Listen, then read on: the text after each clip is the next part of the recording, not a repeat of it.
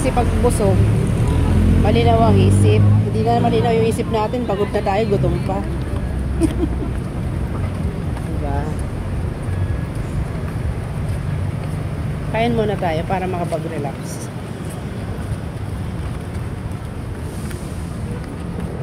Yung babae, di rin pala marunong.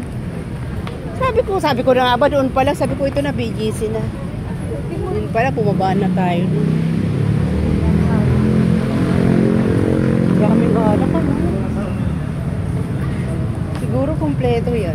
Yung Pasko, isang kahon yung halang sa amin. Oh, mga pamasko sa inyo? Sawan-sawa yung mga taga-Quiapo. Sila Ray. Anong mga alak? May Bundador Line. Ay. Alfonso. Tapos yung mga red wine ko, isang kahon. Sawan-sawa sila sa red wine lang. Analo sila. Yung isang red wine ko, 800. Doon tayo sa loob ni? Palamig tayo?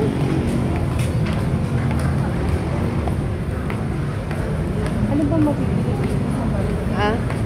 Baka may Jollibee. Jollibee na lang.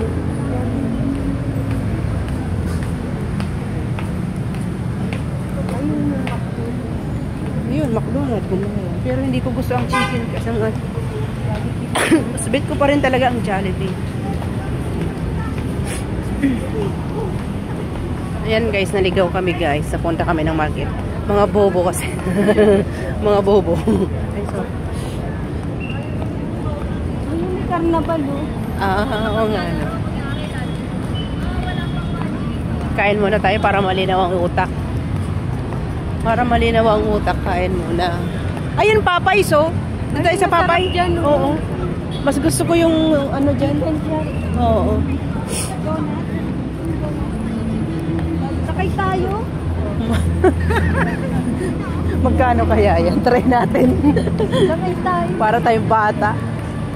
Hilok. Ay, natatakot ako sa ganyan. Ewan ko lang ngayon. Tina Berry.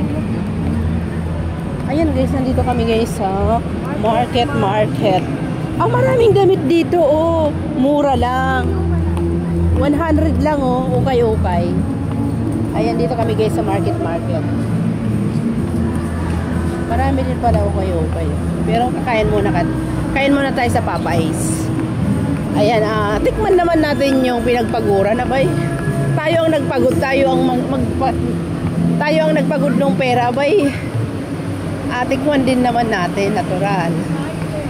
Mag-enjoy din naman guys. Ayan, punta tayo dito sa Popeyes.